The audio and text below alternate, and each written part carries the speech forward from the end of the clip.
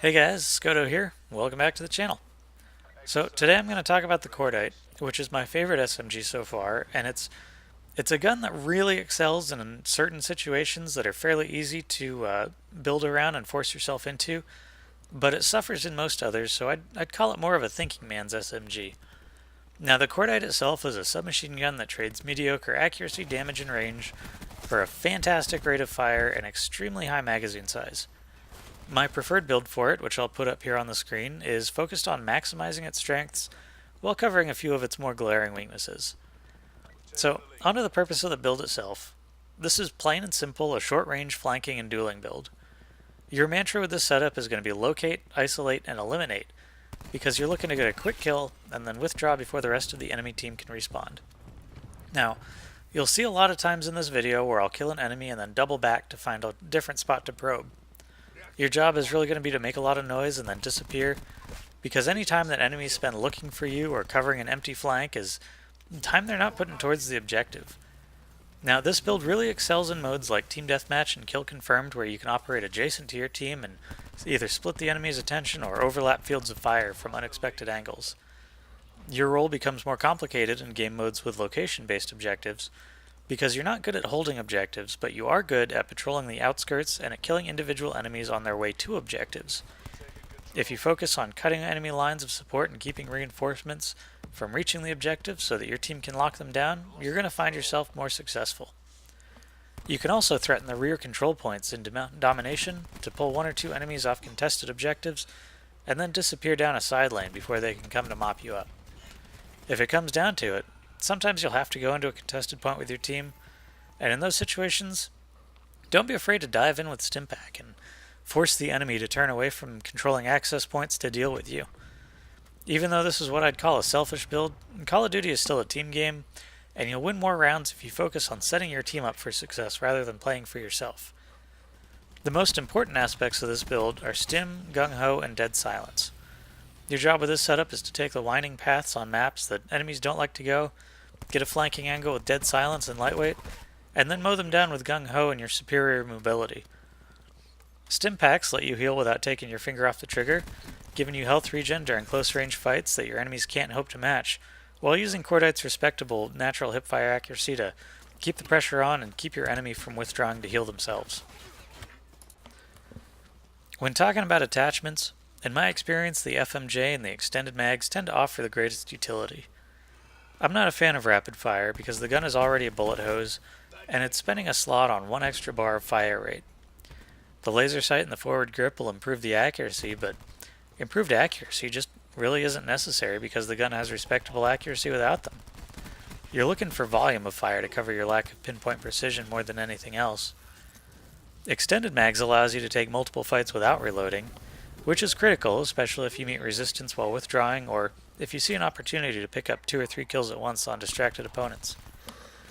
FMJ eliminates the single biggest weakness of this Cordite build, which is encountering armored players.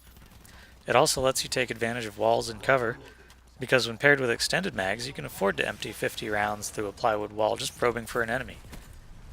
The operator mod for the Cordite eliminates reloading entirely and turns it into a belt-fed bullet hose.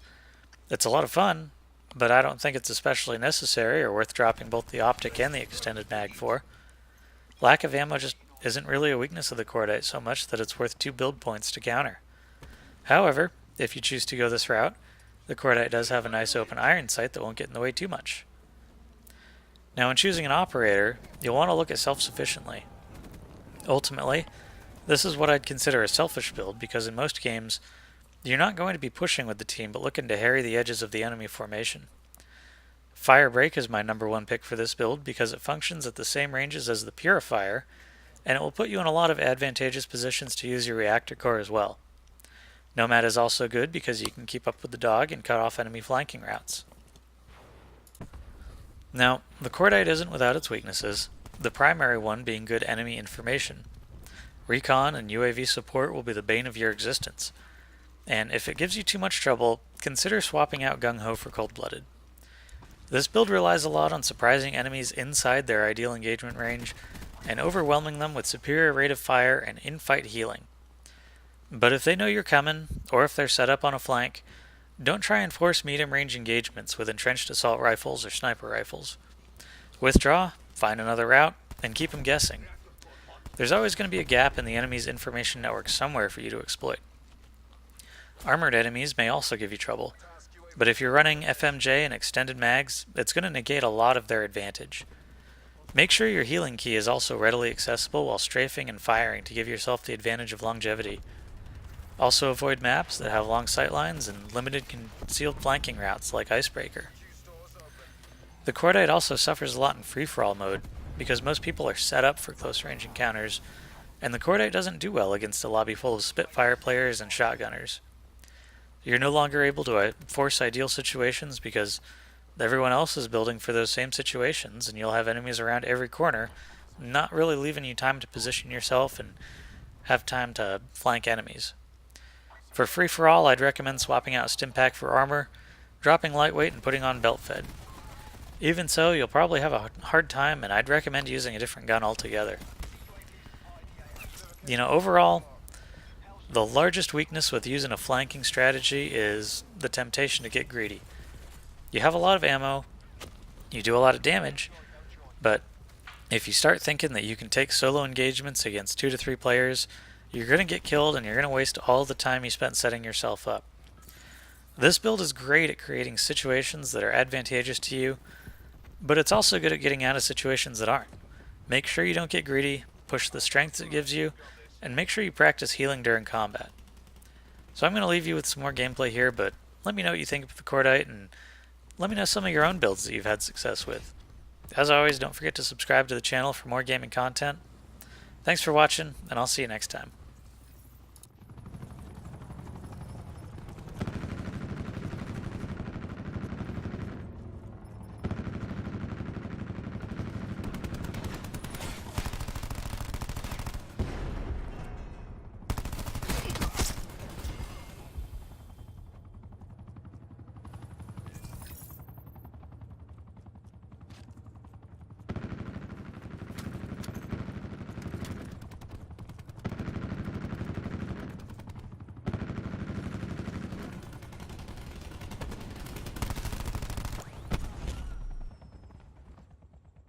We did what we were paid to do.